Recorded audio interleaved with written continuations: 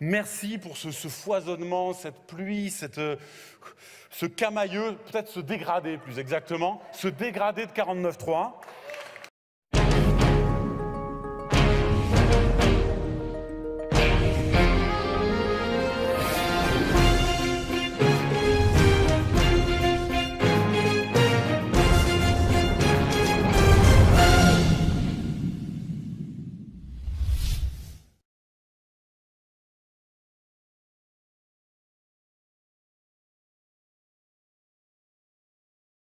Madame la Présidente, Mesdames et Messieurs les ministres, chers et chers collègues, je ne voudrais pas déranger en fait. Je ne voudrais pas déranger. Et au stade où nous en sommes, je vous ai déjà parlé à au moins 2 reprises ici à cette tribune de ce que nous pensions du budget de la sécurité sociale. J'ai essayé de formuler un certain nombre de propositions.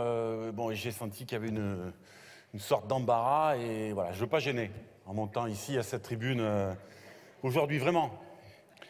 Moi, je croyais, en arrivant ici, devoir discuter le budget, devoir discuter les recettes, les dépenses, les perspectives.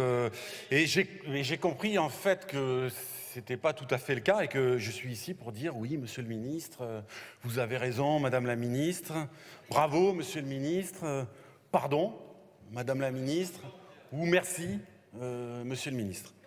Alors, du coup, je me suis livré à un petit recensement et je voudrais d'abord effectivement dire pardon pour avoir osé déposer des amendements, pour essayer de défendre des idées, porter des propositions, porter aussi la colère des personnels soignants que je rencontre dans mon territoire et ailleurs, et je sais que ça a beaucoup contrarié Madame la Première ministre. Je voudrais également dire pardon pour avoir voté et fait voter des amendements, et c'est vrai que j'ai largement outrepassé mon mandat de député en agissant de la sorte. Pardon également pour avoir mis en danger la subtile cohérence de votre proposition, alors qu'en commission, vous nous aviez quand même fait entendre raison et bon, j'avais mal révisé pour la séance.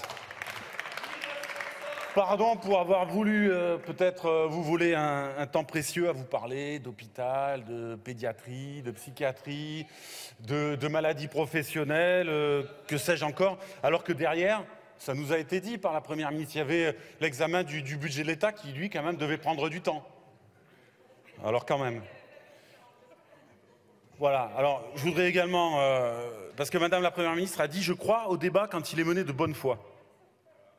Alors merci de tout cœur pour votre bonne foi. À la bonne foi, je réponds toujours par de la bonne foi.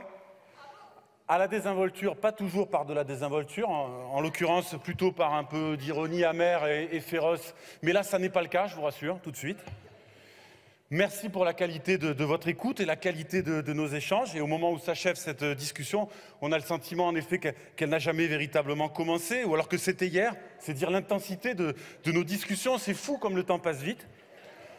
Lorsqu'elle est venue les interrompre avec regret, quoique j'ai eu le sentiment qu'elle... C'est vrai ça, j'ai eu un peu le sentiment qu'au fur et à mesure, Madame la Première ministre, il prenait un peu goût à cet exercice du 49.3. Bon, une appréciation tout à fait personnelle, mais elle a dit « Des débats ont eu lieu en séance à l'Assemblée nationale et au Sénat. À chaque fois, les débats ont été constructifs. » Alors merci pour ces débats si constructifs. Merci pour ce foisonnement, cette pluie, ce camailleux, peut-être ce dégradé plus exactement, ce dégradé de 49.3 qui donne tant de saveur à nos débats. Je ne sais pas si vous connaissez l'histoire du valeureux petit tailleur qui disait « J'en abats 7 d'un coup ».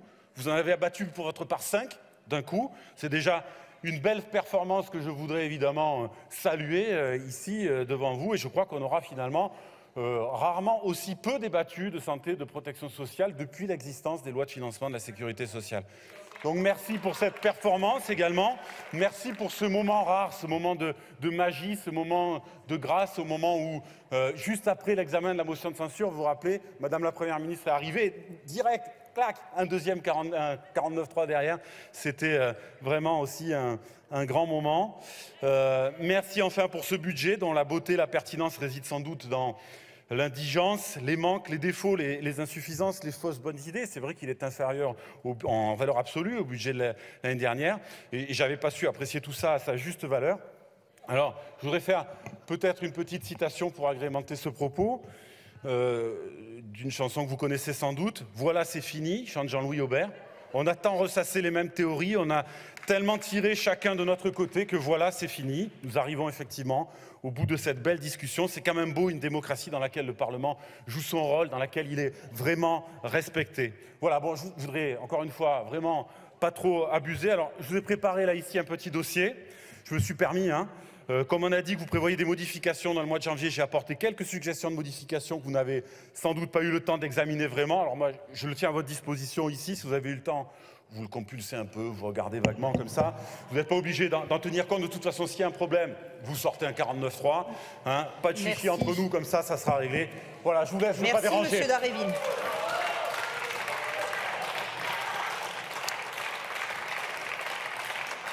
La parole est à Monsieur Panifous du groupe Liberté, Indépendants, Outre-mer et Territoires.